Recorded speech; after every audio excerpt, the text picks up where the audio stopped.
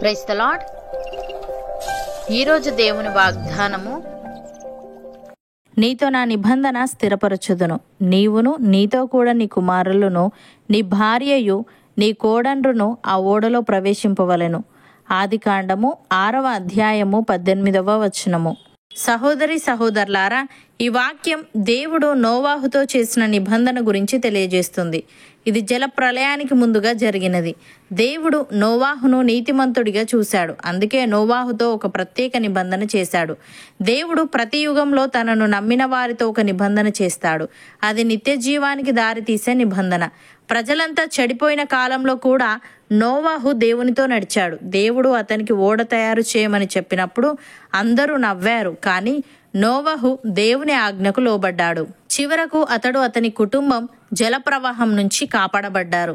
ప్రియులారా, దేవుడు నోవాహుతో నిబంధన చేశాడు. కానీ ఆ నిబంధన నోవాహు కుటుంబానికి కూడా వర్తించింది. అనగా ఒక వ్యక్తి నిజాయితీగా భక్తిగా దేవునితో నడిచినప్పుడు అతని ప్రభావం అతని కుటుంబంపై కూడా పడుతుంది. మనం మన కుటుంబానికి రక్షణ మార్గం అవ్వవచ్చు. నోవాహు తయారు చేసిన ఓడ అనేది శారీరక రక్షణకు దేవుడు ఏర్పాటు చేసిన ప్రత్యేక ప్రణాళిక. అయితే ఇది ఆధ్యాత్మికంగా యేసుక్రీస్తును సూచిస్తుంది. జల ప్రళయానికి ముందు ఓడ ఎలా రక్షణకు మార్గమైందో ఇప్పుడు యేసుక్రీస్తు మనకు రక్షణ మార్గం అయ్యాడు. ఆనాడు ఓడలో ప్రవేశించిన వారే ప్రాణాలతో ఉండగలిగారు. అలాగే ఇప్పుడు యేసుక్రీస్తులో నమ్మకం ఉంచిన వారే నిత్య జీవాన్ని పొందుతారు.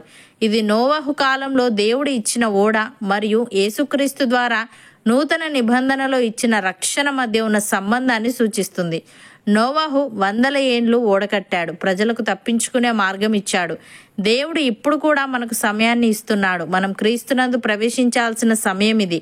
నోవాహు కాలంలో ప్రజలు ఓడలోకి రాలేదు, ఎందుకంటే వారు నోవాహును నమ్మలేదు. దేవుని మాటను వెక్కిరించారు. చివరకు వారు చనిపోయారు. ఇప్పుడు కూడా చాలా మంది యేసుక్రీస్తును వెక్కిరిస్తున్నారు. నమ్మడం లేదు. విశ్వాసం లేకపోతే నిత్య జీవం లేకపోతుంది. భక్తుడు ఈ విధంగా అంటున్నాడు, మనలను దేవుని యొద్దకు తెచ్చుటకు అనీతిమంతుల కొరకు నీతిమంతుడైన క్రీస్తు శరీర విషయంలో చంపబడి ఆత్మ విషయంలో బ్రతికింపబడి పాపముల విషయంలో ఒక్కమారే శ్రమపడెను.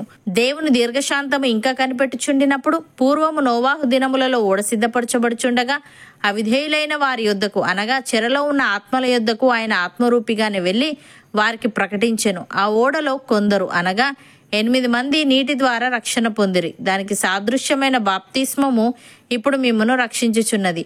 అదేమనగా శరీర మాలిన్యము తీసివేయట కాదు గాని యేసుక్రీస్తు పునరుత్థాన మూలముగా దేవుని విషయము నిర్మలమైన మనస్సాక్షినిచ్చు ప్రత్యుత్తరమే. ఆయన పరలోకమునకు వెళ్లి దూతల మీదను అధికారుల మీదను శక్తుల మీదను అధికారము పొందినవాడై దేవుని కుడిపార్శ్వమున ఉన్నాడు అని. సహోదరి సహోదరులారా, దేవదూతలు పాపము చేసినప్పుడు దేవుడు వారిని విడిచిపెట్టక పాతాళలోకమందలి కటిక చీకటి గల బిలములలోనికి త్రోసి తీర్పుకు కావలిలో ఉంచబడుటకు వారిని అప్పగించెను. మరియు ఆయన పూర్వకాలమందున్న లోకమును విడిచిపెట్టక భక్తిహీనుల సమూహము మీదికి జల ప్రళయమును రప్పించినప్పుడు నీతిని ప్రకటించిన నోవాహును మరి 7 కాపాడెను. మరియు ఆయన సొదొమ గుమర్రాలను పట్టణములను భస్మము చేసి ముందుకు భక్తిహీనులకు వారికి వాటిని దృష్టాంతముగా ఉంచుటకై వాటిని నాశనము విధించి దుర్మార్గుల కామ వికారయుక్తమైన నడవడి చేత బహు బాధపడిన నీతిమంతుడగు లోతును తప్పించెను. ఆ నీతిమంతుడు వారి మధ్యను కాపురముండి తాను చూచిన వాటిని బట్టి వినిన వాటిని బట్టి వారి అక్రమమైన క్రియల విషయంలో దినదినము నీతిగల తన మనస్సును నొప్పించుకొనుచు వచ్చెను. భక్తులను శోధనలో నుండి తప్పించుటకును దుర్నీతి పరులను ముఖ్యముగా మలినమైన దురాశ కలిగి శరీరానుసారముగా నడుచుకొనుచు ప్రభుత్వమును నిరాకరించుచు శిక్షలో ఉంచబడిన వారిని తీర్పు దినము వరకు కావలిలో ఉంచుటకును ప్రభు సమర్థుడు. నమ్మిన వారు నాతో పాటు ప్రార్థనలో ఏకీభవించండి.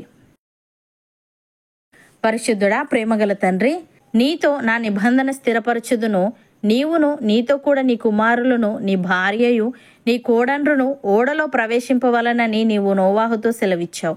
దేవా, ప్రజలంతా చెడిపోయిన కాలంలో కూడా నోవాహు నీతో నడిచాడు. చివరకు అతడు అతని కుటుంబం జల ప్రవాహం నుంచి కాపాడబడ్డారు. తండ్రి, ఒక వ్యక్తి నీతో నడిచినప్పుడు అతని ప్రభావం అతని కుటుంబంపై కూడా పడుతుంది గనుక మేము నీతిగా భక్తిగా జీవిస్తూ మా చుట్టూ ఉన్న వారిపై ప్రభావం చూపే వారంగా ఉండుటకు సహాయము దయచేయమని, పాపిష్టి మనుషుల మధ్య తన నీతిని కాపాడుకొని విశ్వాసమును బట్టి కలుగు నీతికి వారసుడైన నోవహు వలె మేమును నీ కుమారుడైన క్రీస్తునందు విశ్వాసముంచి నీతిమంతులముగా తీర్చబడి నీ నిబంధన జనులముగా అగుటకు కృపచూపమని ప్రతి విధమైన శోధనలో నుండి మాలో ప్రతి ఒక్కరిని నీవే తప్పించమని యేసుక్రీస్తు నామమున ప్రార్థిస్తున్నాము తండ్రి. ఆమెన్.